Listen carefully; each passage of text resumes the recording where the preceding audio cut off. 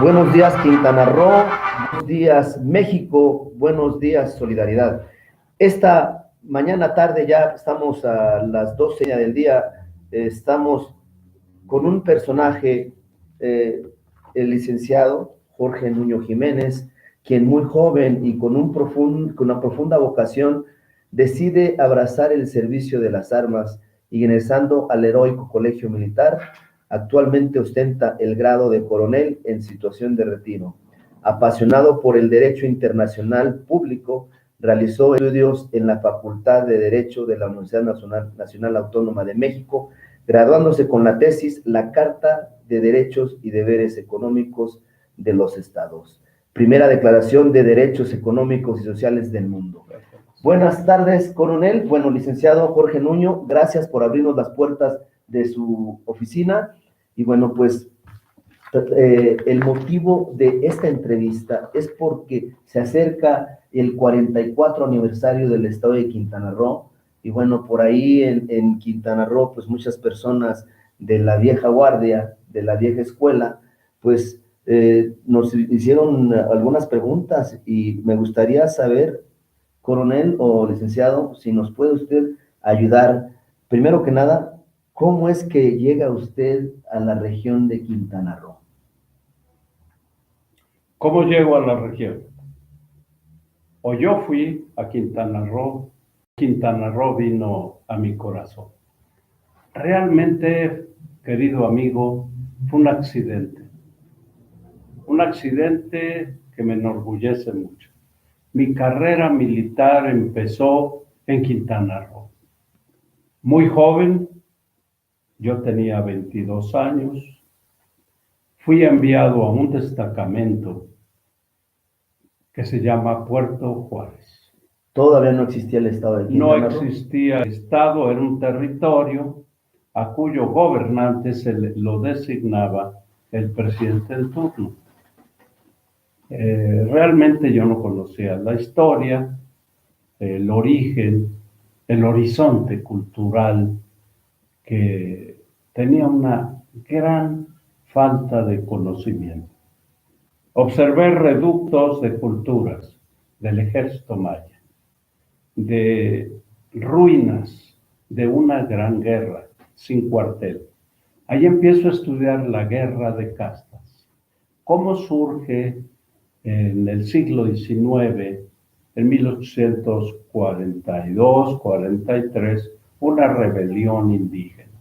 Una rebelión encabezada por Cecilio Chi y Jacinto Pat. En Tijosuco, y después el símbolo de la Revolución Maya o la Revolución en el municipio de Felipe Carrillo Puerto. Felipe Carrillo Puerto, en Chan Santa Cruz. Empiezo a revisar y veo una gran riqueza. Veo jungla, veo una gran flora, bosques, selvas, zaraguatos, tigres.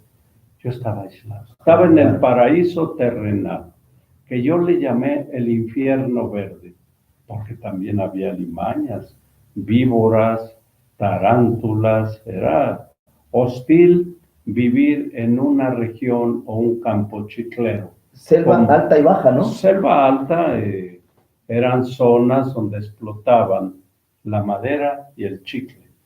Empresas extranjeras establecieron un lugar de explotación que se llamó Rancho Central.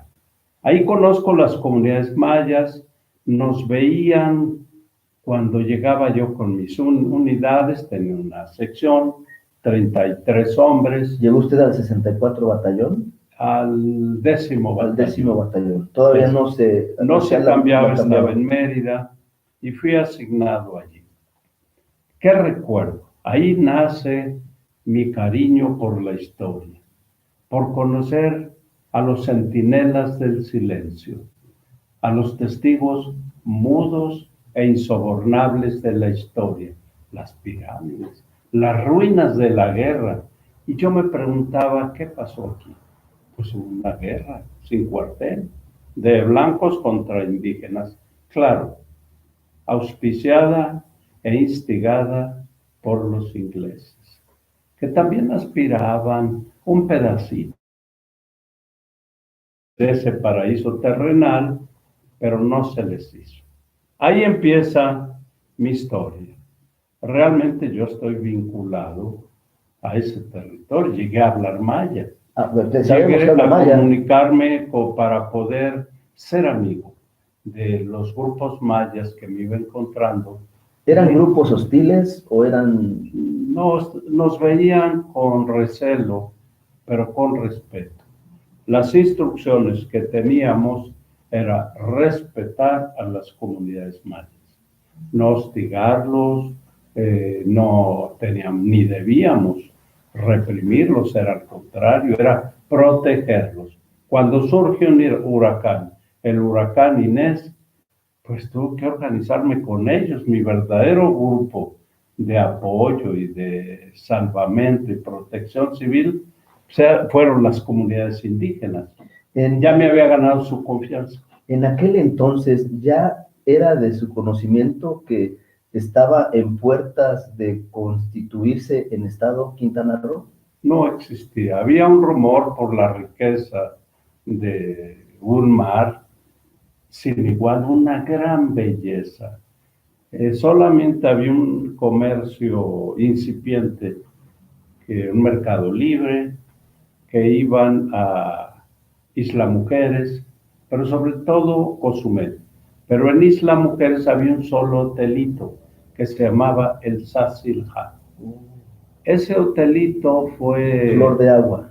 Flor de Agua, pues fue construido por uno de los protagonistas de la historia del surgimiento después de un gran proyecto, la familia Limazuno.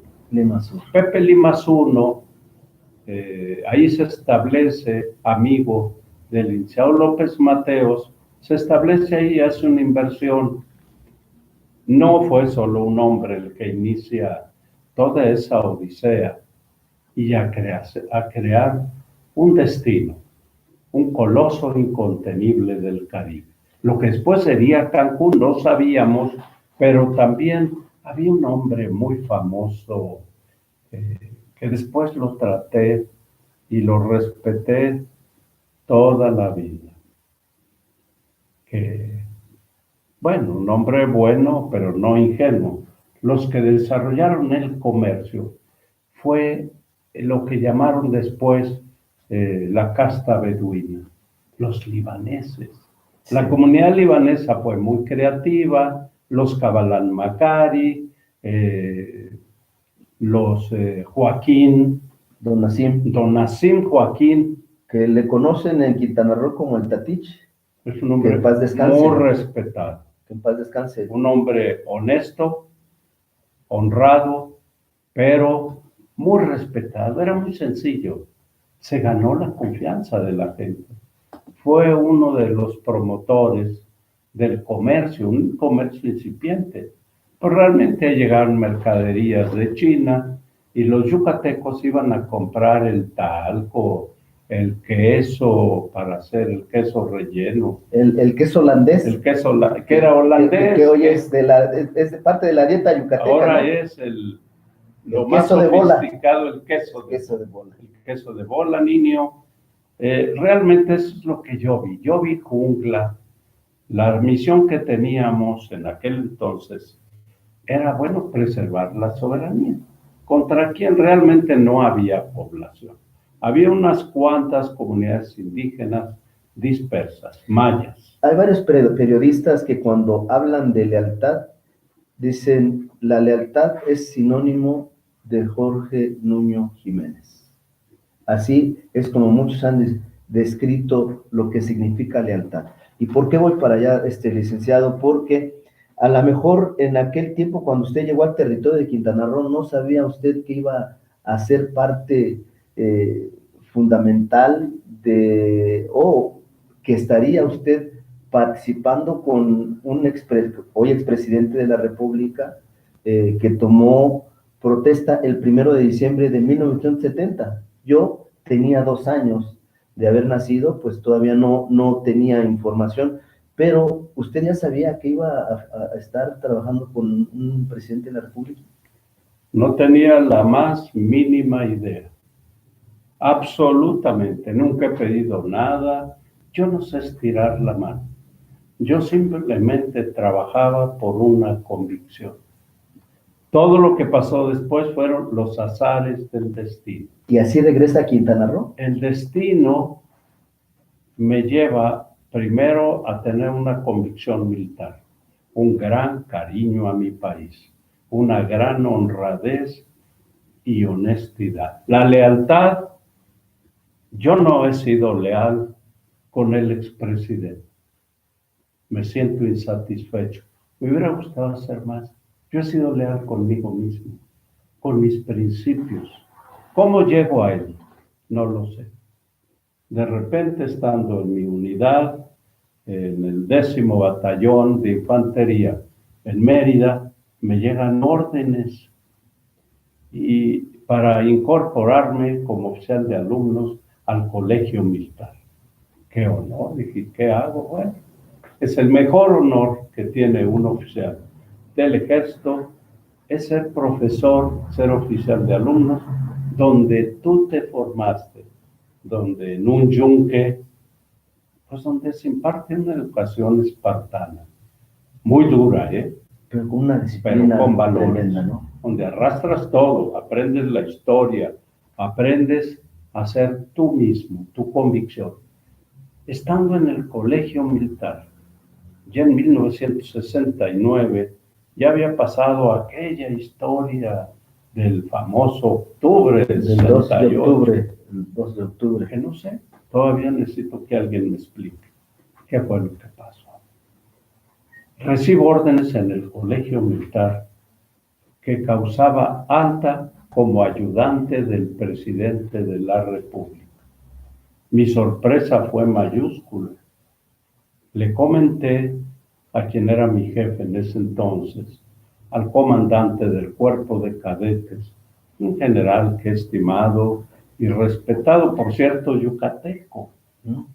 El general Carlos Duarte Sacramento.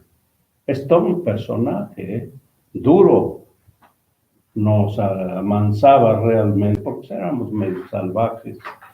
Y le dije yo, mi jefe, acabo de recibir estas órdenes. No sería posible que se anulen, porque yo quiero seguir en mi colegio militar. Me dijo, no, Nuño, vayas, es un gran honor. Es su destino. Usted va a encontrar su destino. Y vaya que lo encontré. Llego al Estado Mayor Presidencial hace 48 años. Y conozco al presidente, lo veo la primera vez. Me causó una gran impresión. Un hombre sereno, muy amable, un caballero. Me llama por primera vez y me dice, capitán. Estaba en un acuerdo en los jardines con algunos secretarios y me dice, ¿quiere hacerme el favor de llevar este portafolios y lo deja en mi escritorio? Sí, señor presidente. La primera vez que lo ves, una gran impresión. Después de eso, pues colaboré los 6 años al lado de gentes muy leales, un Estado Mayor muy leal y muy eficaz, que no le falló. Gentes que no quiero mencionar, pero que todos se han conservado con cariño al presidente Echeverría. Lo de Cancún, por ahí surge, pero yo no sabía que iba a regresar a mi origen. A Quintana Roo. A Quintana Roo. La biología también me une. Yo tengo una hija, mitad maya y mitad mexica, medio jalachhuinic y medio chanchipan. Realmente me siento con un gran cariño y gratitud, porque ahí vivía en sueños, vivía en un paraíso. Pero eso me iba a conducir a los grandes temas que hoy manejo y que me apasionan. 48 años, ¿cómo surge Cancún? ¿Cree usted que el licenciado Luis Echeverría en aquel entonces tenía la idea de que iba afirmar la creación de lo que hoy es uno de los destinos más importantes del mundo? Destinos turísticos, hablando de turismo. Yo creo que él ya lo sabía, Una persona visionaria. que no tenía ocurrencias, que no eran caprichos, que eran estudios técnicos. Surge en los años 70 el primer viaje que hace ya en funciones, después de tomar posesión, va a Cancún.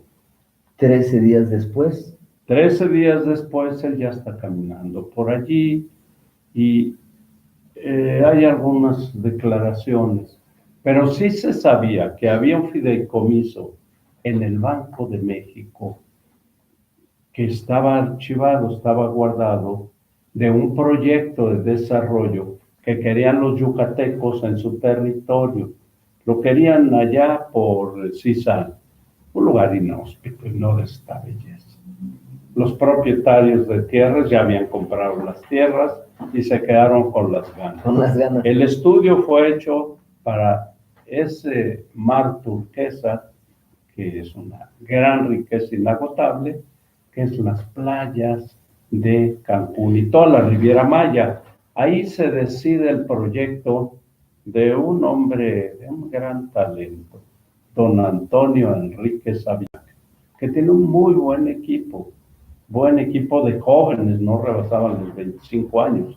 Ellos son los que conciben el fideicomiso y los estudios para crear un desarrollo turístico, pero se requería dinero, se requerían inversiones muy cuantiosas para hacer un aeropuerto, para hacer la columna vertebral del trazo del proyecto al lado de la laguna Nichupté, y por supuesto toda la infraestructura, no había nada. Playas muy bellas, y ahí es donde con este fideicomiso se inicia con compañías mexicanas, no hubo extranjeras, quiero subrayar.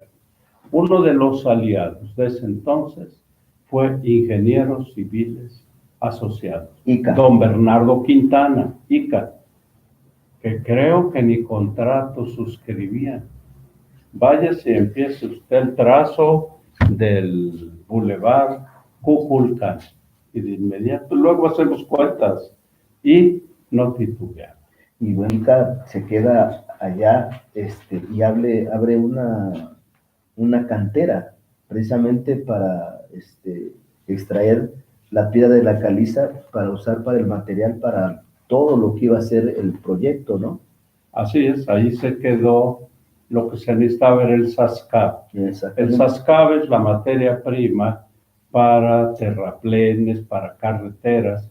Las carreteras en toda la península de Yucatán pues no eran de material no biodegradable, era realmente de SASCAB.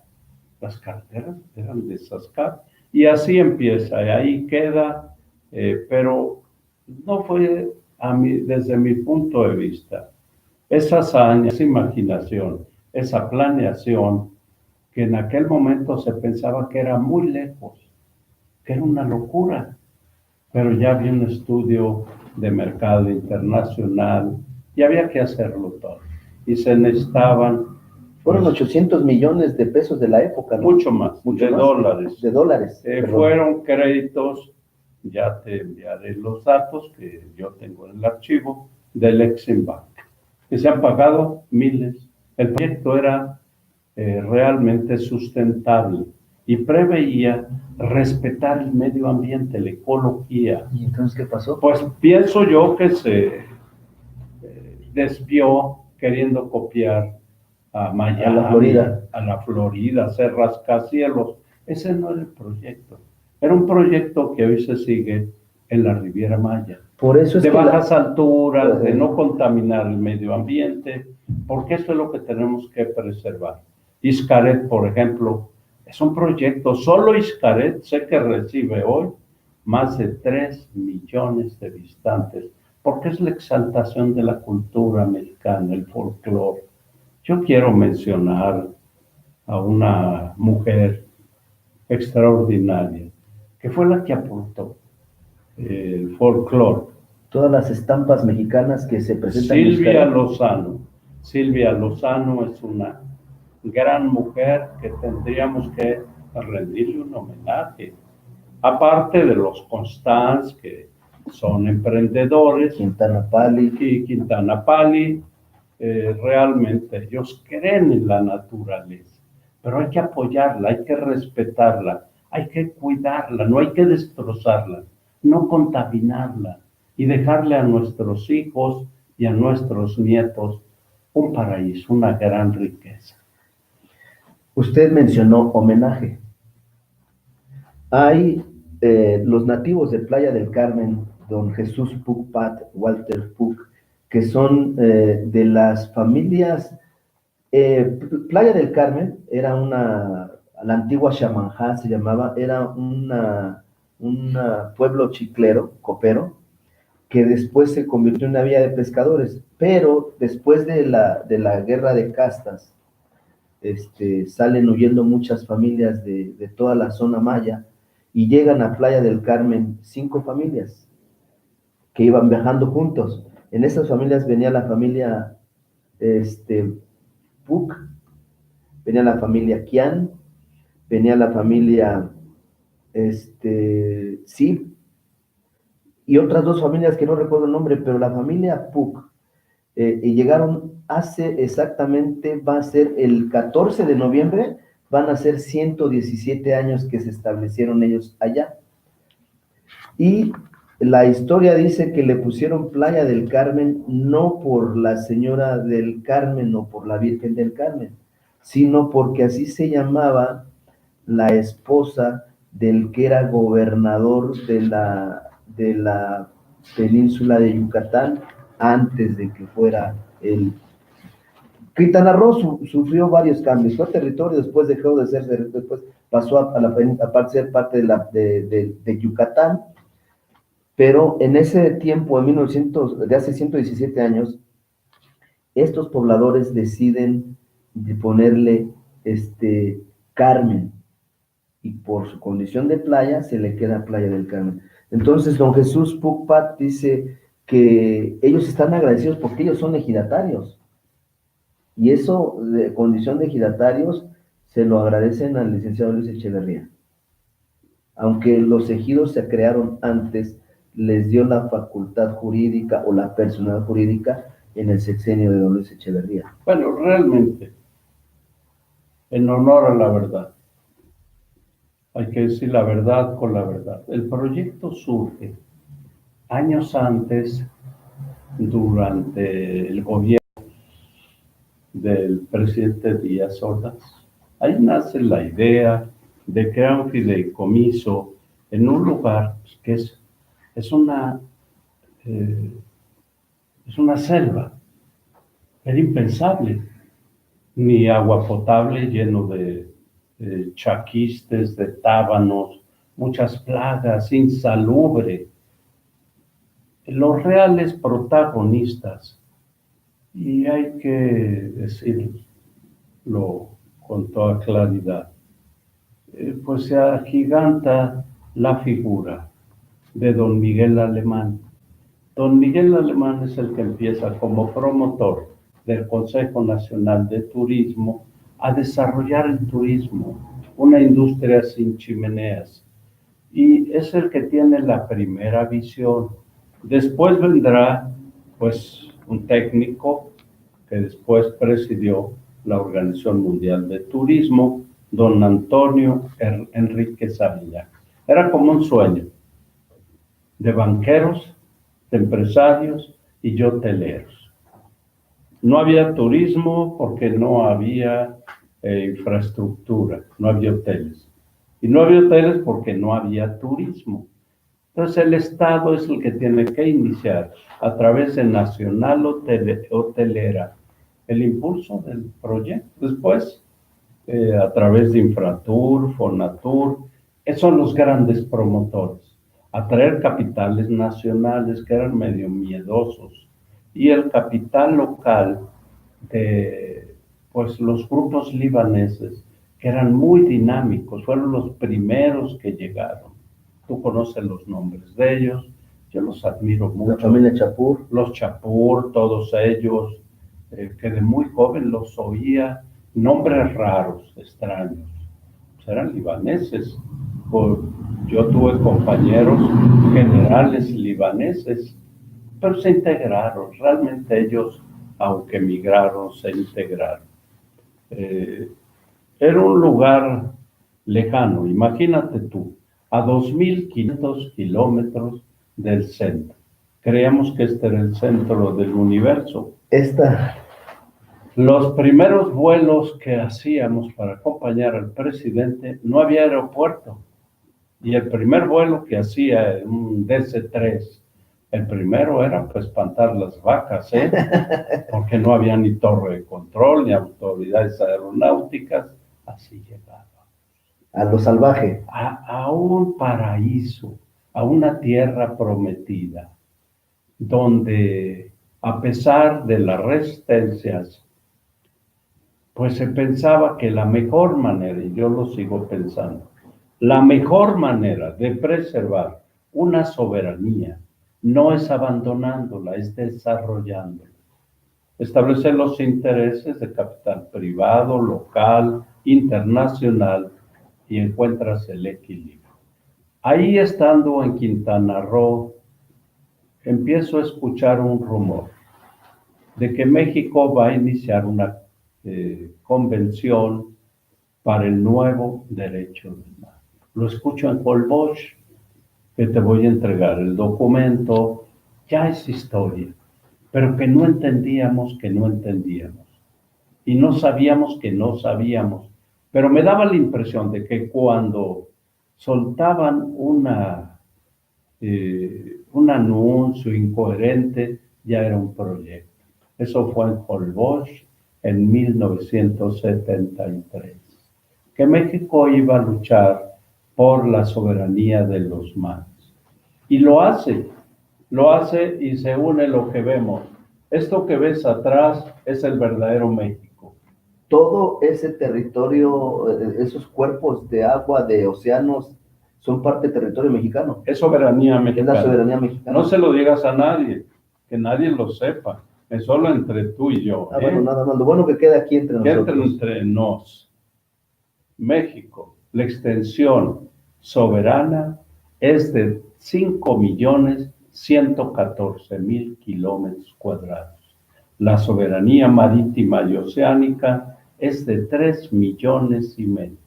Más que el continente. Más que el continente. Pero la reivindicación de ese espacio, yo lo comparo con la pérdida y las partes más delicadas de México, donde más se apasiona, es cuando hay malos mexicanos vendiendo territorio, vendiendo la patria. Los apátridas, que no quiero los nombres, tú los pones, o nuestros hijos, la historia los recoge.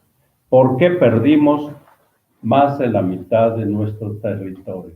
Porque nos dividimos. Y además, malos mexicanos.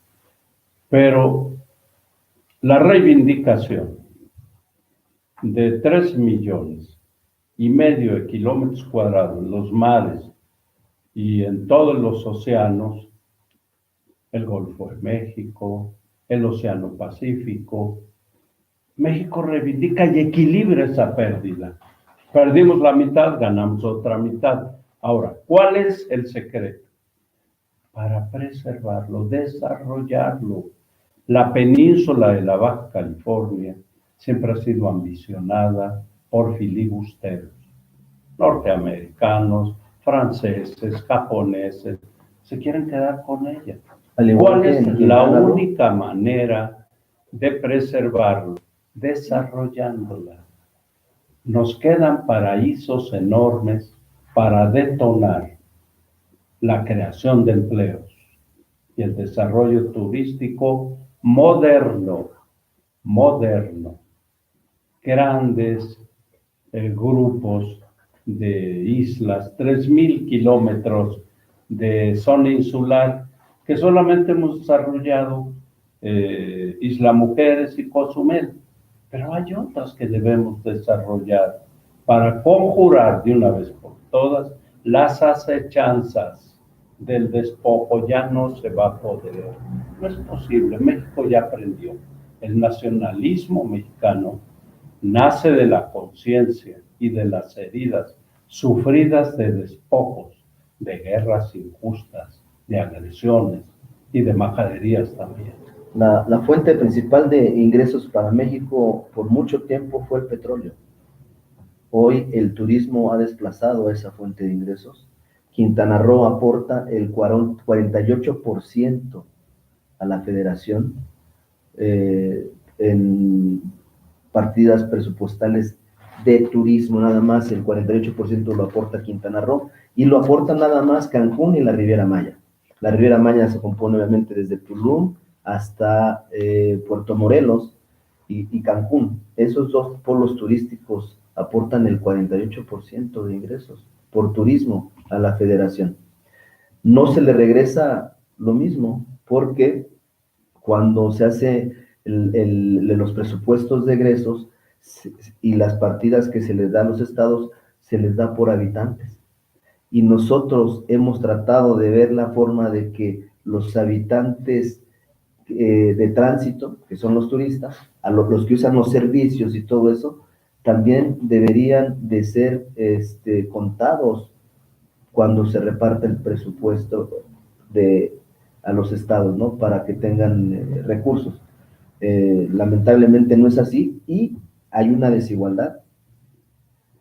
Eso no se contempló cuando se proyectó el boom turístico. Hoy, la verdad que no tenemos nosotros la capacidad para atender a la población que está llegando a vivir a Quintana Roo. Tenemos en Solidaridad, el municipio de Solidaridad, un crecimiento que rebasa los crecimientos de la medida nacional. Llegamos hasta un 27% en crecimiento, siendo el municipio con mayor crecimiento en América Latina. Cuando usted estuvo por allá, había en Playa del Carmen no más de 3,000 habitantes. ¿Sabes? Poblado. O menos. Bueno. Hoy hay casi más de 500,000, pero según el INEGI hay 270,000 habitantes. Entonces es la población. Era un territorio despoblado, insalubre, con un clima extremo, peligroso, con enfermedades tropicales. Realmente era no recomendable que abandonáramos eso, que era una locura y que además estaba muy lejos y muy costoso. Revisando las cifras que tú has comentado, yo creo que a la que hay que preguntarles a la historia. Todo proyecto lo legitima el tiempo. La historia le da la razón al Estado mexicano de iniciar ese proyecto lejano. Era un reto, era un desafío, pero que no lo hubiera podido hacer si no cuenta no solamente con un recurso natural, que son sus mares, la posición en el Caribe envidiable, pero sobre todo un recurso valioso, estratégico, fue la población. La población maya simpatizó. Creo y afirmo categóricamente que debemos rendirle un homenaje a esa población maya que ha conservado sus costumbres, sus tradiciones, recuerda su historia. Yo exaltaría la gran historia que hay detrás de esos individuos chaparritos, braquicéfalos, que son las comunidades. Ojos rasgados. Y es que el origen de la población de la región es muy oriental. No le busquemos mucho. Son de origen chino. Okay. Si tú visitas China, parecen yucatecos. ¿Sí? Los grupos que yo he llevado de China a ver las ruinas se estremecen porque se parecen a sus ruinas. No le busquen mucho. Lo que pasa es que no somos amigos, somos hermanos. Venimos de un origen étnico, nosotros venimos de Oriente. La población maya, igual que la inca, igual que la población zapoteca, es muy oriental. Pero en la plática que tuvimos el otro día, yo afirmé que a pesar de venir de Oriente, estamos muy norteados. Estamos cifrando nuestras esperanzas al norte. Al norte. Y el norte a veces nos quiere y a veces no nos quiere. Debemos orientarnos. Hay que promover la sustentabilidad. Los niños, como tu hijo, que admiro mucho. Gracias, profe. Así nace un líder desde la niñez, desde su juventud. José Manuel. Emanuel es un gran líder. Desde ahorita. Promotor de la paz. Ya está promoviendo la paz. No hagas la guerra, planta un árbol. Ese ya lleva una conciencia, lleva un destino. Un destino que tú le estás alimentando. Solidaridad. Nacho. Chano Toledo. Pues yo le dije el otro día, bueno, tú no eres ni yucateco, ni quintanarroense, pero has hecho una gran aportación. En el pecado llevas la penitencia. Tú creaste, o no sé quién propuso, que se llamara solidaridad. Y esto no hubiera sido posible si no hay valores solidarios. El proyecto era real y era el punto más cercano para atravesar Cozumel. Y crece tal vez sin proyecto. Exacto. Y crece y empieza a crecer y después hay que dotarlo de servicios, agua potable, caminos, carreteras. Surge, eso sí, a pesar del gobierno. En el proyecto original del desarrollo turístico no estaba concebido solidaridad. Fue un accidente. El accidente, el azar,